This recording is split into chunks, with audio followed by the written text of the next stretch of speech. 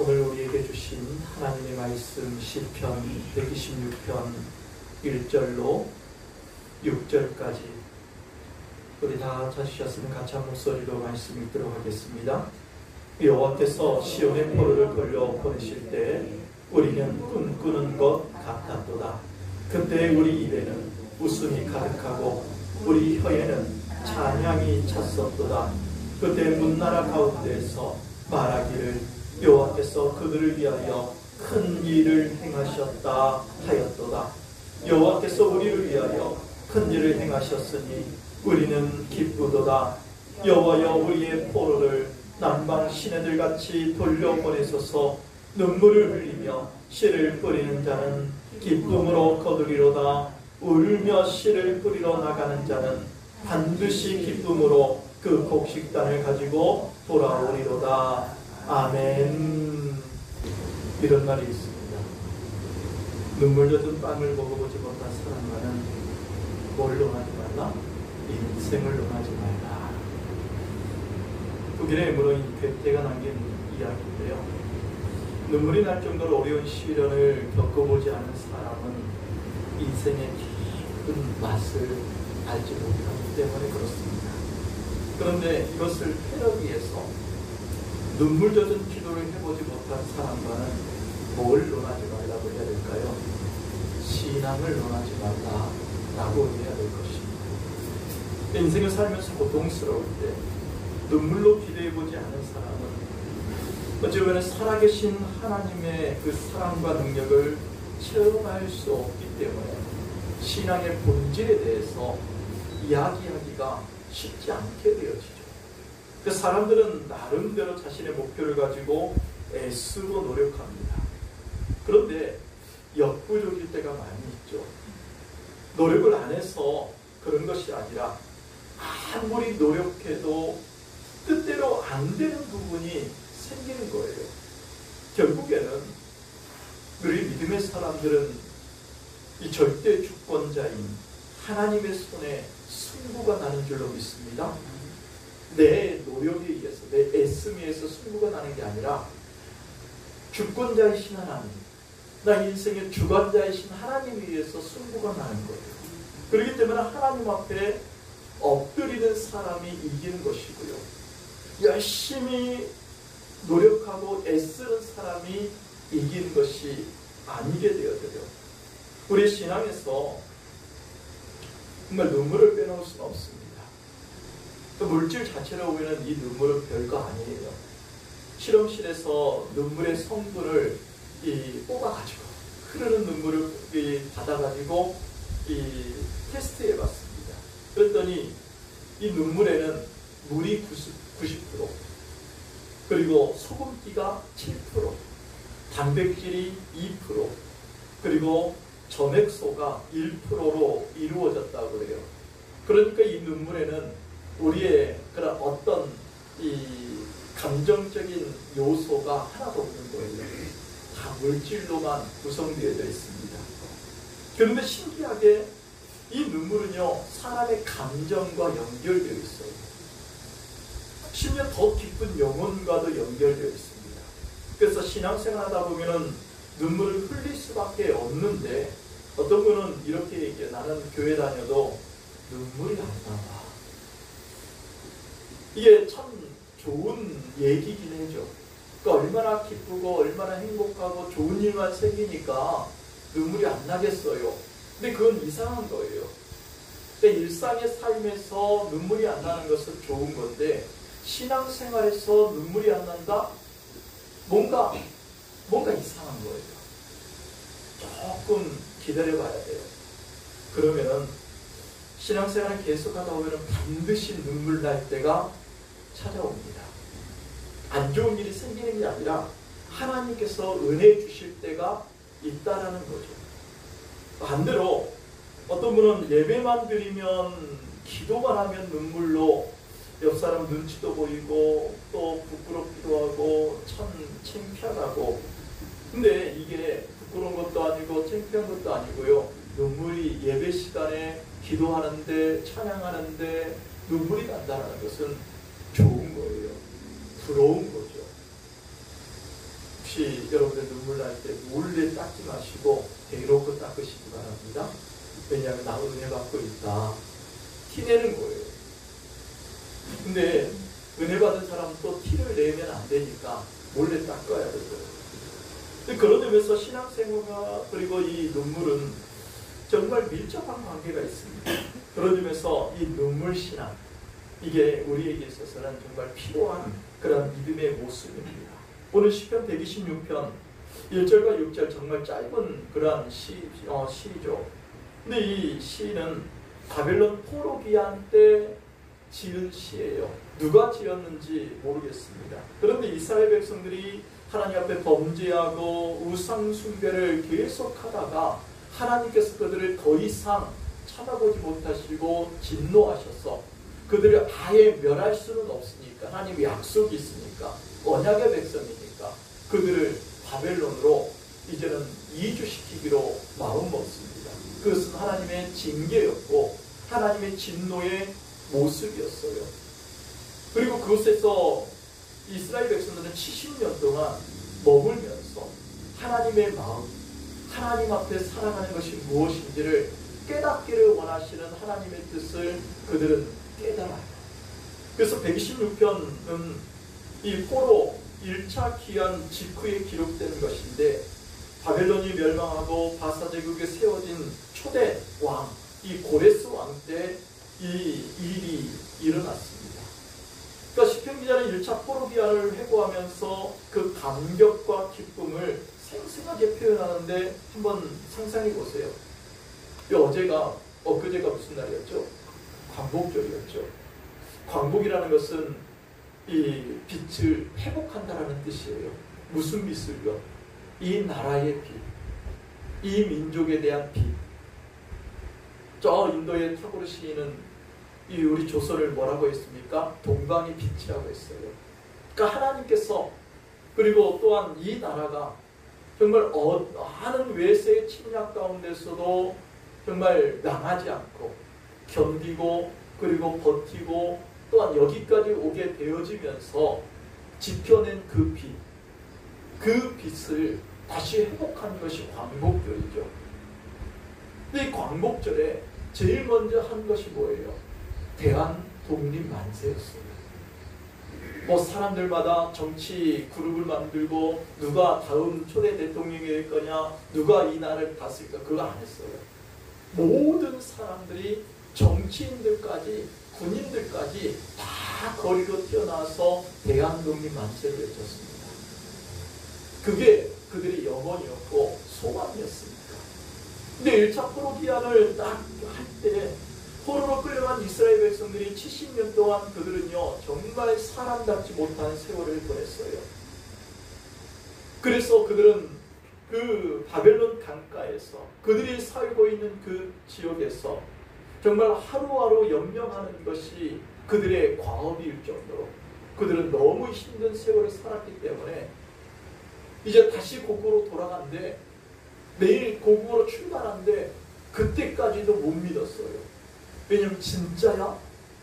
돼야지 알지 하면서 이스라엘 백성들은 당일날 출발하면서 이제는 가는구나. 근데 우리가 진짜 이스라엘로 간대? 진짜 가나안 땅으로 간대? 진짜 예루살렘으로 간대? 우리 다른 데로 또 끌고 가는 거 아니야? 의심했을 거예요. 왜냐하면 그들은 너무나 하나님 앞에 큰 죄를 저지른 사람들이었습니다. 하나님의 범죄 앞에, 하나님 앞에 범죄한 그것이 이렇게 70년 동안만 그렇게 포로 생활하면 다시 회복되어져? 의심하죠. 근데 그들이 예루살렘에 도착하고 그들이 고국 땅에 또 도착했을 때 이 시인은 정말 하나님 앞에서 그들에게 주신 하나님의 약속의 땅, 하나님의 축복의 땅, 하나님의 그 언약을 기억하면서 이 시를 기록하는 거예요. 세월이 흐르면서 사람들은요 소망이 사라집니다. 시간이 지나면요 내 기도의 제목도 흐릿해지고요, 내 소원도 약해지고요, 분명한 정말 목적이 있어서 내가 분명히 기도했는데 그게 흐릿해질 때가 있어요. 그래서 절망의 그림자가 드리워지고 그리고 마음이 답답해지고 그렇죠. 그러던 어느 날 하나님께서 이제는 포로디안을 전격적으로 이제는 실행시켜요. 그들이 꿈꾸었던, 그들이 꿈속에서도 바랬던 그 포로디안이 현실이 된 겁니다. 그래서 126편 1절부터 3절에 보면 여호와께서 시온의 포로를 돌려보내실 때 우리는 뭐 하는 것 같았도다? 꿈꾸는 것 같았도다. 그때 우리 입에는 웃음이 가득하고 우리 혀에는 찬양이 찼었도다. 그때 문나라 가운데서 말하기를 여호와께서 그들을 위하여 큰 일을 행하셨다 하였도다. 여호와께서 우리를 위하여 진짜로 큰 일을 행하셨으니 우리는 기쁘다. 이게 글로 써놨으니까 그냥 감흥이 안 되죠. 그들은 정말 날뛰었을 거예요. 서로 볼을 꼬집으면서 귀를 당겨가면서 자기 뺨을 치면서 이게 꿈이야 생시야, 이게 진짜야, 하나님께서 진짜 우리를 이곳에 다시 돌려보내서 또 내일 아침에 눈 뜨면은 바빌론 강가가 아닐까, 다시 바빌론에서 눈 뜨는 거 아니야, 이거 꿈이야 하면서 그들은 놀랬을 거예요. 주변의 나라들도 놀랄 정도니까 이건 절대로 일어날 수 없는 일이고 일어나서는 안 되는 일이 그들에게 일어났다라는 거예요. 그래서 시편기는 어떻게 이렇게 놀라운 일이 발생되었는가 하는 것을 우리에게 얘기할 때 5절에서 눈물을 흘리며 씨를 뿌리는 자는 기쁨으로 거두려다 울며 씨를 뿌리러 나가는 자는 반드시 기쁨으로 그 곡식 반을 가지고 돌아오리로다. 아멘. 이스라엘 백성은 포로지에서 귀환하기 전까지 그들은 얼마나 눈물로 애썼는지 몰라요. 정말 고생하면서 정말 그들이 이방 땅에서 주는 그 음식들은 거의 대부분이 우상숭배 제단에 올렸던 음식들이거든요. 그러니까 이방 사람들이 주는 음식물을 우리가 다니엘서에서 봤듯이 먹을 수가 없는 음식들이에요. 시장에서 파는 음식들은 거의 대부분 제단에다가 올려졌던 음식을 내려가지고 다시 파는 거예요. 왜냐하면 너무나 많은 제단들에다가 음식들을 올리기 때문에 그것을 처치할 수가 없어요. 그러니까 그것을 다시 시장에서 파는 것이죠. 뭐 상한 것도 아니고. 그러니까 그것을 모르고 먹으면 먹었지 알고는 못 먹는 거예요. 그 이스라엘 백성들은 그것을 못 먹으니까 뭘 해다 먹어야 돼요? 그들이 재배하고 그들이 길러서 먹든가 아니면 제단에 올려지기 전에 사서 먹든가. 근데 그것이 이스라엘 백성은 쉽지 않잖아요. 포로들입니다. 그러니까 그들은 먹을 것도 제대로 못 먹는 가운데 하나님께서 우리를 긍휼히 여겨달라고, 불쌍히 여겨달라고, 우리가 지은 죄를 용서해달라고 그들은 날마다 하나님 앞에 예루살렘을 향해서 다니엘이 정말 예루살렘에 향한 그 동쪽 문을 열어놓고 기도했듯이 기도하는 거예요. 이게 마치 눈물로 이렇게 씨를 뿌려 나가는 모습을 농부에 비유한 것은, 농부들이 이 겨울에서부터 이제는 한 해 농사를 준비하고 그리고 가을에 거지해서 다 창고에 들을 때까지 얼마나 애씁니까? 정말 이렇게 35도가 넘는 그런 태양빛에서 농부들은 쉴 수가 없어요. 나가서 또 일해야 됩니다. 피 뽑아야 되고 그리고 정말 다 이 풀 뽑아야 되고 농약을 쳐야 되고 계속해서 해야 돼요. 그런데 어떤 자료를 보니까 벼를 심고 추수하기까지 몇 단계를 거치면서 수고하냐면 88단계를 거쳐서 수고한대요. 그만큼 88번의 그런 그 수고가 최소한 있어야 된다는 얘기예요. 그러니까 바벨론에서 이스라엘 백성들 얼마나 많은 눈물을 흘렸는지 시편 137편 1절에 보면 우리가 바벨론의 여러 강변 강가에 앉아서 시온을 기억하며 울었다라고 얘기해요. 시온은 예루살렘입니다. 하나님의 언약의 백성, 성전이 있는 그곳을 향해서 울었다는 게 어디서요? 강가에서 날마다 울었대요. 왜요? 하나님께서 우리를 그냥 용서해 주지 않을 것 같아요.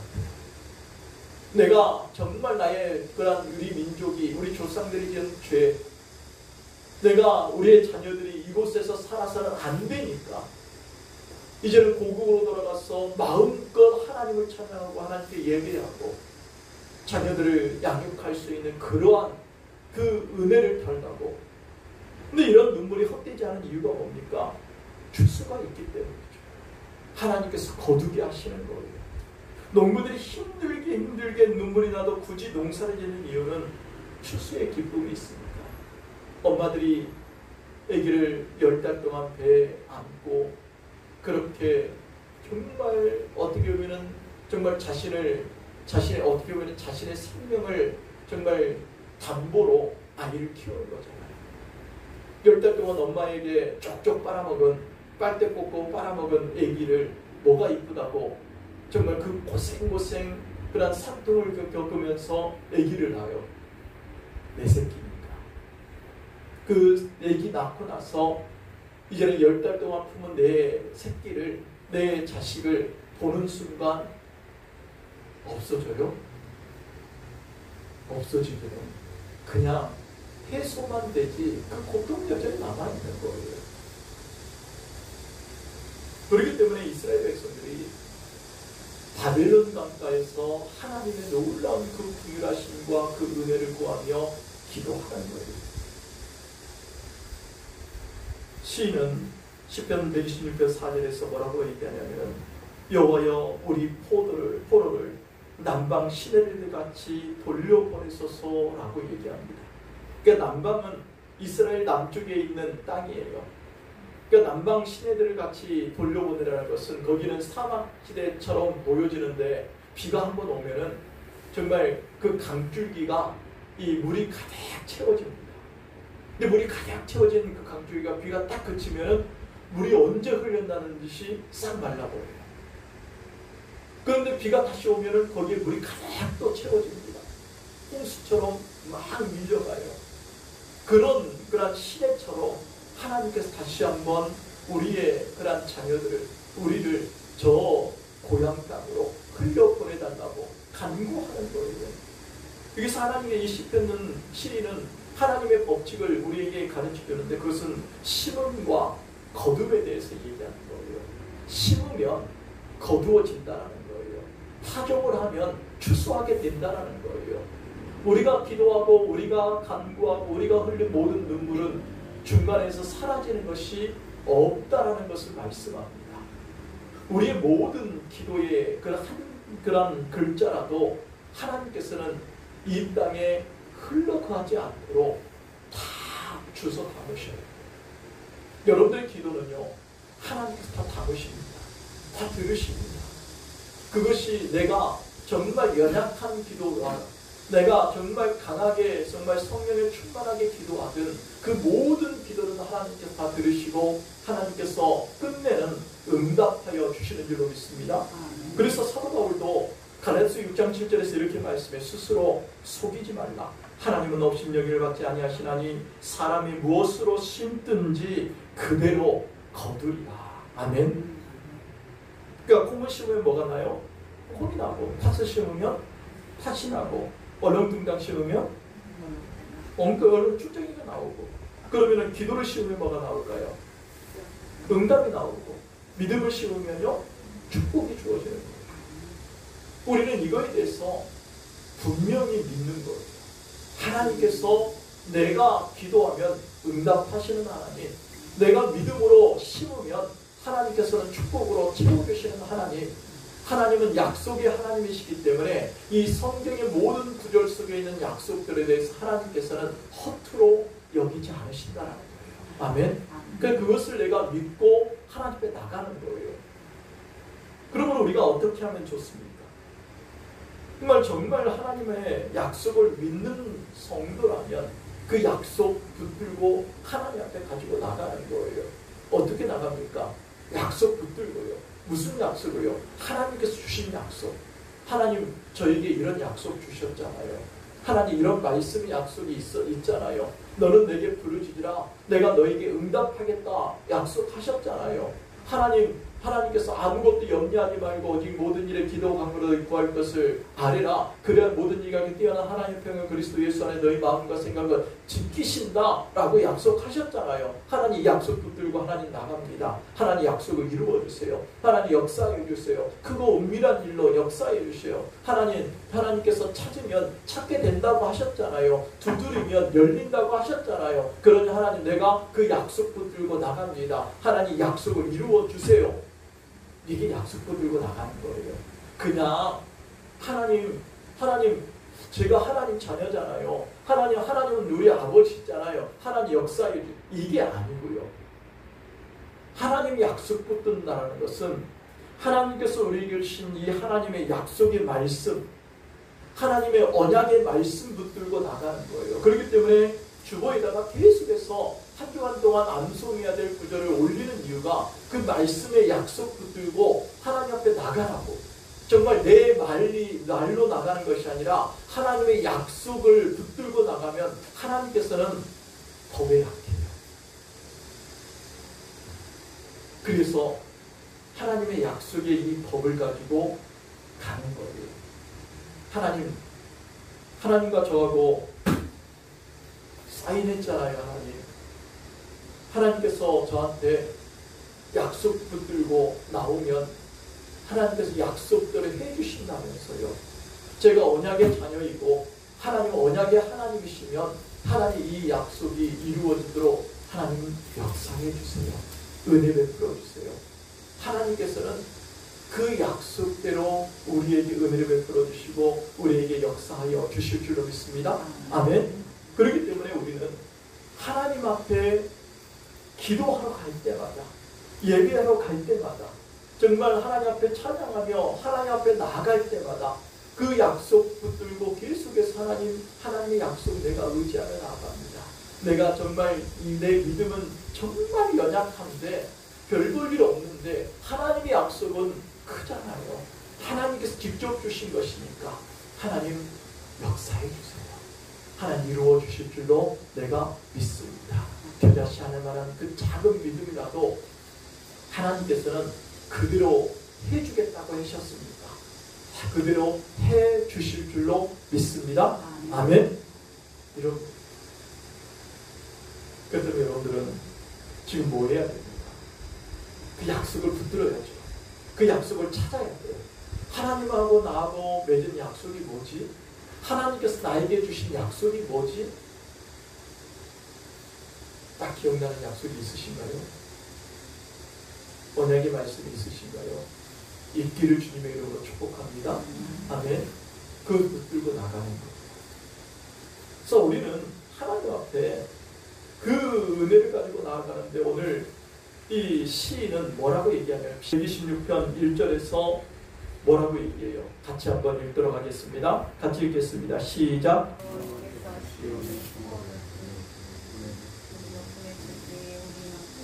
우리는 뭐 하는 것 같았더라? 꿈꾸는 것 같았더라. 또 여호와께서 우리를 다시 돌려보내실 때 우리가 뭐 하는 것 같았다고요? 꿈꾸는 것 같았다. 이게 꿈꾸는 것 같았다라는 얘기를 하는 것은요, 진짜 이게 실감이 안 날 정도로 하나님의 놀라운 역사가 아니면 설명할 수가 없다라는 거예요. 그러니까 시인이 이것을 꿈이라는 단어로 바꾼 것은 꿈은 이루어지는 거예요? 이루어지지 않는 거예요? 이루어지지 않는 거예요. 여러분 꿈속에서 꿈꾼 거 다 이루어지던가요? 이루어지는 분들은 정말 하나님의 은혜 가운데 계시는 축복의 사람인 줄 믿습니다. 근데 저는 꿈꾼 것은요 안 이루어져요. 왜냐하면 개꿈들이 많아서 쓸데없는 꿈들 많이 꾸고, 근데 그 꿈들이 절대로 이루어지면 안 되는 것들도 많고 정말 이루어졌으면 하는 것인데 안 이루어지더라고요. 그러니까 꿈이라고 얘기할 때는 뭐예요? 이루어지기가 힘든 것, 이루어질 수가 없게 되어지는 것, 그런 것들을 꿈이라는 단어를 쓰잖아요. 근데 실상은 우리가 꿈을 정말 청년들이, 젊은 애들이 꿈을 얘기할 때는 그것이 이루어졌으면 하는 거잖아요. 근데 이루어졌으면 하는 그 꿈이 이루어지기 위해서는 쉬워요, 어려워요?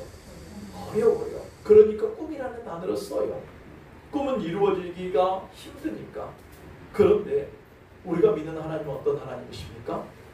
전능하신 하나님, 창조주 하나님, 우리 인생을 만드신 하나님, 모든 것이 불가능하지 것이 없으신 하나님, 모든 것에 역사하시는 하나님, 그 하나님께서 여러분들의 하나님이시고 여러분들의 아버지가 되시는 줄로 믿습니다. 그럼 여러분들은 그 하나님 앞에 누구예요? 어떤 사람이에요?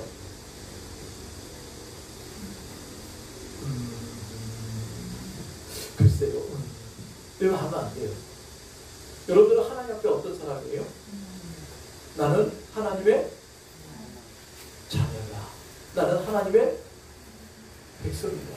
나는 하나님의 사람이다. 나는 하나님의 권속이다. 나는 하나님의 상속자다. 나는 하나님의 응답자다. 얘기를 해야 돼요. 내가 얘기를 할 수 있어야 돼요. 누군가의 얘기를 따라하는 것은 내 것이 아니에요. 그러니까 여러분들의 입술로 고백을 하는 것이 여러분들의 진짜 신앙이고 여러분들의 고백이고 하나님께서 그것을 바라시는 줄로 믿습니다. 아멘. 한번 따라서 하겠습니다. 나는 하나님의 뭐다? 나는 하나님의 뭐다? 나는 하나님의 뭐다? 두 가지밖에 안 나오면 어떡합니까? 최소한 5가지는 나와야지. 다시 한번. 자, 따라서 하겠습니다. 나는 하나님의, 따라서 하니까 그냥 앞질러 가시네. 할렐루야. 그것도 좋습니다. 자, 제가 선창할 때니까 여러분들은 할 것만 해요. 자, 나는 하나님의, 이제 또 안 하네. 하라니까. 내가 선창할 때니까 여러분들 후창하세요. 아셨죠? 따라하면 안 돼요. 네. 나는 하나님의 자녀다. 나는 하나님의 나는 하나님의 나는 하나님의 나는 하나님의 4가지가 한계군요. 다음 주에 이걸 잊어버리고 안 하더라도 여러분들 하라고 하세요. 5가지는 그냥 쭉 나가도록. 아셨죠? 왜냐하면 이건 나의 정체성, 내 믿음의 정체성. 나는 하나님 앞에 이런 사람인데. 시험이 들고 고난이 닥치고 문제가 생겼을 때 이 내 고백이 내가 이렇게 말한 게요 능력이 돼요. 힘이 돼요. 근데 이걸 못하잖아요. 이게 안 되잖아요. 막 꼬꾸라집니다. 막 따져. 깊이. 왜 내가 누군지 모르는데. 내가 하나님 앞에 나는 하나님이 있는 사람인데 나는 하나님의 자녀인데 나는 하나님의 백성인데 나는 하나님의 구원받은 그러한 사람인데 내가 왜 이렇게 살아야 돼? 해야 되는데 이게 안 되는 거예요. 그러니까 오늘 시인이 뭐라고 얘기합니까? 이건 꿈꾸는 것 같다. 이건 도저히 이루어질 수 없는 것이다. 이건 하나님의 백성에게는 절대로 일어나서는 안 되는 것. 이게 아니에요. 하나님의 백성이 아니라 이건 절대로 일어나서는 안 되는 것이고 일어날 수도 없는 것이고 그리고 이루어질 수 없는 것이 하나님께서 행하신 것 보니까 우리는 누구다? 하나님의 백성이구나. 하나님께서 우리 하나님이셔서 하나님의 자녀인 우리에게 이 일을 행하여 주셨구나. 정말 우리가 하나님의 백성인 것이 확실하구나. 하나님께서 우리를 위해서 이 큰 일을 행해 주셨구나. 하나님께서 우리의 아버지가 되어주시고 하나님께서 우리의 전능자가 되어주시고 하나님께서 우리의 보호자가 되신 것이 맞구나. 하나님 앞에 이 믿음으로 살아가는 우리가 하나님의 자녀인 것이 확실하구나. 하나님 우리를 버리지 않으셨어. 하나님 우리를 잊어버리지 않으셨어. 하나님이 우리 아버지로서 우리에게 역사해 주신 거야. 아멘. 하나님 믿습니다. 이것이 확실합니다. 이 믿음 가지고 내가 계속 살게요. 이게 이 고백이에요. 그러니까 꿈꾸는 것 같다라고 하는 이 고백은 정말 이 이스라엘 백성들이 하나님 앞에서 어떠한 믿음의 고백으로 나아갔는지를 우리에게 보여주는 거예요. 그리고 우리도 하나님 앞에 정말 이건 도저히 하나님 세상에서는 이런 일이 일어날 수 없는데 하나님께서 나에게 이런 은혜를 주시고 이런 역사를 베풀어 주시고 이런 능력을 행하신 것은 내가 하나님 앞에 하나님의 자녀이니까, 하나님의 백성이니까, 하나님의 권속이니까, 하나님의 상속자이니까, 하나님의 어린 양이신 예수 그리스도를 믿는 믿음의 사람이니까 하나님께서 나에게 일을 행해 주셨군요. 하나님 아버지 감사합니다. 하나님 영광 받아주세요. 하나님 높이를 받아주세요. 정말 하나님 땡큐. 이게 우리에게 있어요. 이게 우리에게 있을 때 하나님께서도 같이 기뻐하죠. 나하고 하나님과 아무 관계도 없는데 하나님께 나에게 행해 주신 것은 아니잖아요. 내가 하나님에게 뭔가 그래도 정말 머리카락 하늘 같은 그 연결점이 있으니까 행해 주셨을 거 아니에요. 마음 같아서는 여러분들의 머리카락 수만큼 내가 하나님 앞에 어떤 사람인지 찾으라고 하고 싶은데 보니까 그렇게 얘기했다가 큰일 날 것 같아요. 머리카락 자르신 분이 아무도 없어. 그러니까 우리는 이러한 믿음의 고백이 있어야 돼요. 그러니까 기도하는 거예요. 하나님께서 우리에게 기도하라고 합니다. 설교 시간이 길어지니까 바람이 나를 빨리 끝내라고 합니다. 그래서 하나님 앞에서 우리 여러분들의 그 기도가 다시 살아나야 됩니다. 회복해야 돼요. 왜 기도가 회복되냐면요. 기도는 하나님께서 우리에게 주신 유일하게 하나님하고 이야기할 수 있는 시간이에요. 하나님께서 기도를 통해서 유일하게 우리에게 말씀하시는 시간이에요. 그러니까 내가 하나님을 만나는 시간이에요. 하나님 만나는 시간은 우리는 되게 많습니다. 예배 드릴 때도 지금도 하나님 만나고 있고요. 아멘? 여러분들이 찬양할 때도 하나님 만나고 있고요. 여러분들이 기도할 때 하나님 만나고, 여러분들이 봉사할 때도 하나님 만나고, 여러분들이 전도할 때도 하나님 만나고, 여러분들이 성경 읽을 때도 하나님 만나고, 여러분들이 찬양할 때도 하나님 만나고, 여러분들이 자녀들에게 정말 예수님에 대해서 이야기할 때도 하나님 만나고, 여러분들이 일상의 삶을 살아갈 때도 하나님 만나고, 여러분들이 가정에서 일할 때도 하나님 만나고, 여러분들 모든 삶이 하나님 만나는 시간이에요. 그런데 하나님하고 대화하는 것을, 하나님하고 이야기하는 것을, 하나님의 마음을 우리가 알 수 있는 시간은, 하나님에게 내 목소리를 올려드릴 수 있는 시간은, 하나님께서 우리에게 하나님의 뜻을 가르쳐 줄 수 있는 시간이 기도의 시간이 아니면 안 돼요. 그러니까 우리는 기도하는 거예요. 시간을 내서 장소를 막 확보하고, 그리고 정말 다른 이 기도의 시간을 방해하는 것들을 끊어놓고 하나님을 만나는 거예요. 특별히 하나님 만날 때 정말 되도록이면 여러분들이 정말 간절하고 정말 하나님께서 꼭 역사해 주셔야만 하는 그 부분에 있어서는 이스라엘 백성들처럼 바벨론 가까이에서 예루살렘을 향해서 울며 기도하였던 사람들처럼 여러분들이 눈물로 하나님 앞에 기도할 수 있기를 주님의 이름으로 축복합니다. 그럴 때 응답해 주세요. 더 빨라요. 더 하나님의 역사가 강렬하게 역사되어집니다. 그래서 이 신학자인 어거스틴이 젊은 날에 얼마나 이 말씀을 많이 피웠어요.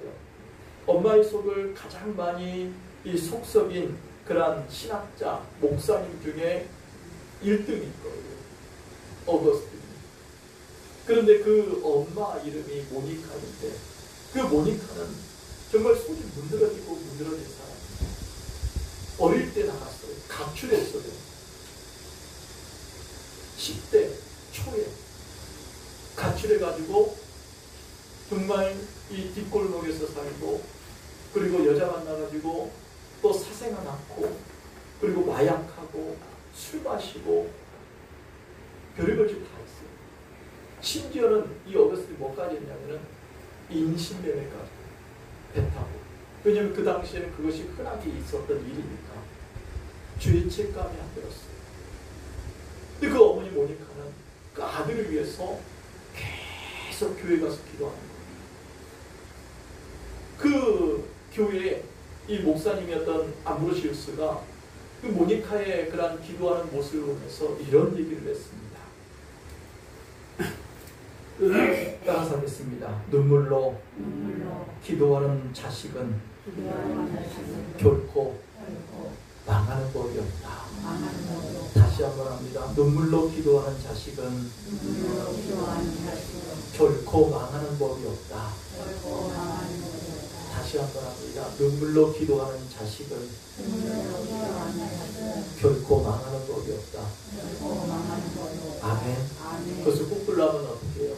눈물로 기도하는 자녀의 기도를 그 부모는 결코 망하지 않아요. 아멘. 자식은 망하지 않으면 되고 부모는 망해야 돼요? 아멘이 없다 보니까 오해를 했어요. 영서야, 부모님을 위해서 그러니까 눈물로 기도해야 된다고 말아야 된다고? 해야 된다고요. 네. 그러니까 이 안브로시우스는 그 모니카에게 그 기도의 응답을 준 거예요. 그리고 얼마 있지 않아서 어거스틴이 회심합니다. 그리고 정말 위대한 신학자 목사님입니다. 예수님도 눈물로 기도하죠. 그래서 이브리서 5장 7절에 그는 예수 그리스도는 육체에 계실 때 자기를 죽음에서 능히 구원하신 이에게 심한 통곡과 눈물로 간구와 소원을 올렸고 그의 경건하시고 말미암아 들으심을 얻었느니라. 그러니까 예수님의 눈물은 자신만을 위한 것이 아니었죠. 인류의 구속을 위해서, 나를 위해서 그때 기도한 것입니다. 그렇기 때문에 나도 하나님 앞에 기도할 때 그냥 기도하는 것도 하나님께서 응답해 주십니다. 아멘. 그런데 눈물로 기도할 때 정말 필요한 기도, 정말 중요한 기도, 정말 하나님께서 역사해 주지 않으면 안 된다고 여겨지는 그 기도는요, 내가 전심으로 하나님 앞에 마음을 올려서 눈물로 기도할 때 하나님께서 역사해 주세요. 여러분들이 이보다 더 뜨겁게 하나님 앞에 기도로 나아갈 수 있기를 바랍니다. 그리고 이 뜨거운 열기가 정말 여러분들의 마음에 정말 불씨가 소세지와 불과 불씨가 되어져서 그 하나님 앞에 정말 타오르는 번제단의 그 불처럼 하나님 앞에 올려드려져 하나님 마음을 기쁘시며 하나님의 응답이 하늘문에서 여러분들 가운데 부어지기를 예수님의 이름으로 간절히 축원합니다. 이 시간에 우리 주여 한번 부르고 하나님 아버지 우리의 기도를 들어주시옵소서. 우리의 간구에 응답하여 주시옵소서. 우리 성도들의 믿음으로 구하는 것 다 응답하신다 약속하셨듯이 하나님께서 우리 성도들의 기도와 부르짖음에 역사하여 주시고 그 눈물의 부르짖음이 그 눈물의 기도가 하나님의 마음에 하나님 상달되게 하여 주시옵소서. 주여 우리 성도들의 영혼을 주께서 축복하여 주시옵소서. 우리 성도들의 가정과 자녀들에게 하나님 아버지 믿음으로 살아가며 믿음으로 승리하게 하여 주시옵소서. 더 하나님 아버지 답답한 막혀있던 것 하나님 우리의 인생에 많은 장애물들 또 하나님 아버지 문제와 하나님 많은 시험들이 우리를 넘어뜨리려 가고 있습니다. 주님 예수 그리스도 이름으로 하나님 아버지 그 모든 것들을 하나님께서 다 물리쳐 주시고 예수 그리스도 이름으로 승리하게 해달라고 은혜를 베풀어 달라고 우리 시간에 주여 한번 우리가 믿음으로 같이 기도하겠습니다. 기도합니다. 주여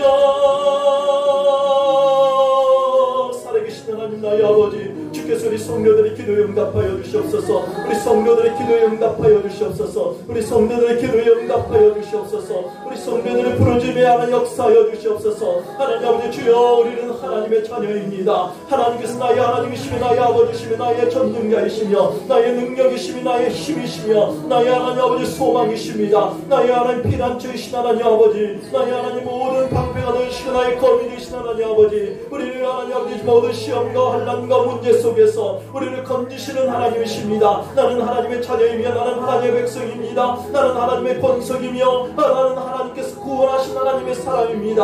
아버지는 주여 나는 하나님께서 하나님 사랑하시는 하나님의 사랑의 자라의 하나님의 사랑입니다. 하나님의 상속자이며 아버지는 우리는 하나님께서 하나님 귀하게 여기신 하나님 예수 그리스도 안에서 하나님 그 숙하신 하나님의 사람입니다. 그러오니 아버지 하나님 주여 우리 성도들의 기도에 응답하여 주시옵소서. 우리 성도들의 그 기도에 하나님 역사하여 주시옵소서. 능력으로 역사하여 주시옵소서. 하나님 크신 권능으로 역사하여 주시옵소서. 주께서 우리 성도들의 심령과 그 영혼에 하늘문에 여시고 주여 능력으로 임하여 주시옵소서. 우리 성도들의 가정과 자녀들의 심령 가운데 믿음의 믿음을 도와줘 주시옵소서. 그 하나님 아버지 그 마음의 상처와 그 마음의 답답한 것들이 예수 그리스도 이름으로 하나님 해소되어지는 역사가 있게 하여 주시옵소서. 특별히 우리 성도들의 기도에 응답하여 주사 우리 성도들의 심령과 그 영혼이 하나님 아버지 주여 예수 그리스도 이름으로 자유케 되어지기 원합니다. 우리 성도들의 하나님 열매인 모든 죄의 사슬과 사단의 모든 결박이 예수 그리스도 이름으로 하나님 해소되어지고 그 결박은 풀어지며 하나님 아버지 성도들은 주님 안에서 자유케 되길 원합니다. 아버지를 승리하게 하여 주시옵소서. 승리의 하나님 아버지 외침이 있게 하여 주시옵소서. 승리의 영광을 하나님께 영광 돌리게 하여 주시옵소서. 우리 모든 성도들의 기도에 응답하여 주신 아버지 주님만이 홀로 영광을 받아주시고 주님만이 우리를 통하여서 높임을 받아 주시옵소서. 하나님은 우리의 왕이시며 나의 삶의 주관자이십니다. 나를 하나님 죄의 사슬과 하나님 모든 사망의 그 골짜기에서 건져주신 하나님이십니다. 그러기에 내가 하나님의 은혜 가운데 하나님의 품에 안겨서 이제는 그 모든 주께서 열어주시는 시온의 내를 걷는 하나님의 사람으로 살게 하여 주시옵소서. 주의 크신 능력과 은혜를 간절하게 붙들고 하나님 소원하오며 우리의 삶의 주관자 되신 예수님의 이름으로 기도드리옵나이다. 아멘.